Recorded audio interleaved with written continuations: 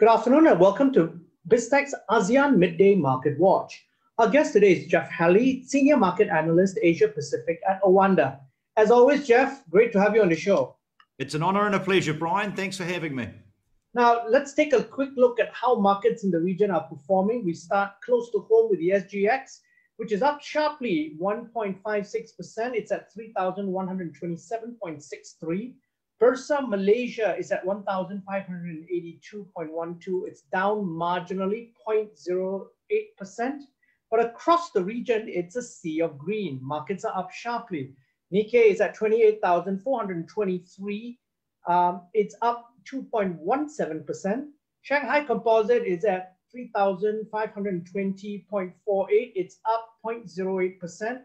The Hang Seng is at 28,545. It's up 1.25%. Taiwan is up 4%.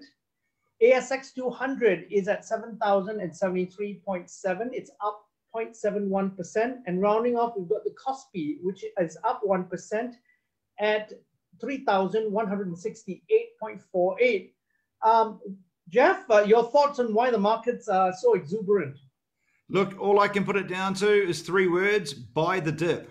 And I think that it's literally what this has come down to. When we look at the markets that have been under the most pressure this week or over the last week or so, it's been Taiwan, South Korea, and Japan. Those markets have all three of them have outperformed today, particularly Taiwan, which was down around about 10% for the last 5 days, I believe.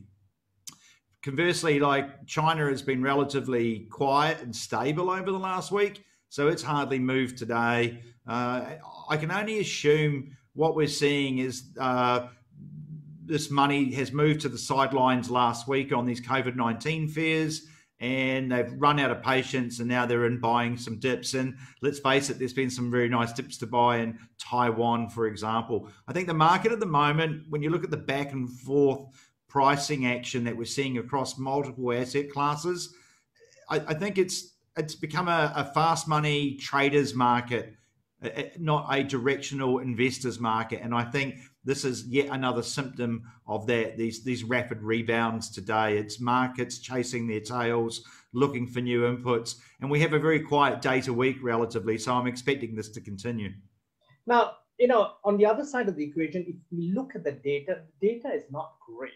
Now, we've got data out of Japan this morning that showed that the economy shrank at an annualized rate of 5.1%, January to March. Now, there were poorer than expected retail numbers from China yesterday. There's a resurgence of COVID in Singapore and Taiwan. Now, all this have prompted fears of a delayed global recovery story. What's your view on this?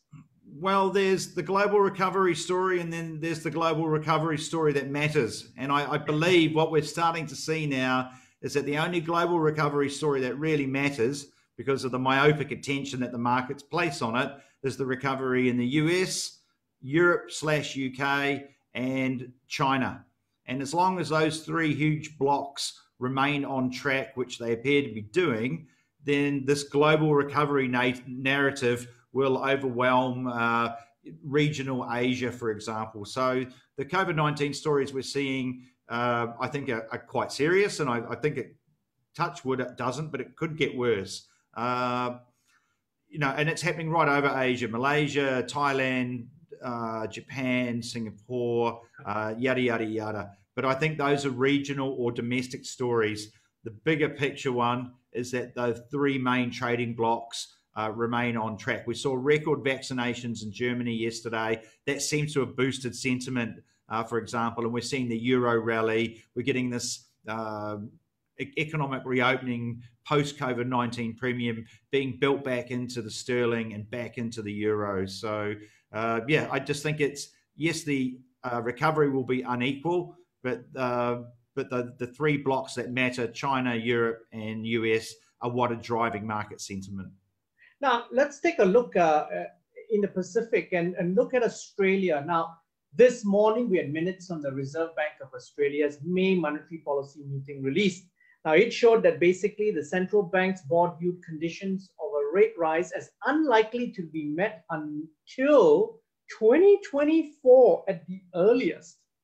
Now, what is that signaling markets, and what would that be the impact on the dollar and especially Australian property markets, given the fact that it's already a very frothy market right now, with some saying that a bubble is already really forming? Yeah, I mean, they talk about bubbles in the property market in Australia forever. When I worked there 25 years ago, I thought property prices were expensive in Sydney, and I didn't buy. But you could have been saying that for the last 25 years in Sydney, Yeah. and you'd have gone horribly wrong. Look, property had already dipped in Australia before the pandemic, and it was already recovering before the pandemic hit. We're seeing this all over the world now. Interest rates get cut to zero by the central banks. Liquidity gets flooded in as much money as you want. That money has to go somewhere. It goes into productive assets, or you could argue maybe a house is an unproductive asset. But in a 0% world where investors are looking for any sort of return, we're seeing these distortions happening everywhere. Equity markets, commodity markets, property markets, and Australia is no different. And exactly the same thing's been going on to a lesser extent in Singapore. It's certainly been happening the same in New Zealand, US, and even the UK. So this is a function of the 0% quantitative easing money distorting markets. But typically the markets go up and then they stay there. They don't tend to have huge corrections down, particularly in places like Australia. But I can't see any reason why that rally won't continue. Now, Jeff, where do you see risks and opportunities now in the market? Look, from what I can tell from the price action overnight, it's very clear to me, as I touched on before, the market is only focusing on the US, Europe, China recovery story. As far as they're concerned, that is the global recovery story. Everyone else is a sideshow. Therefore, the risks lie in those three markets.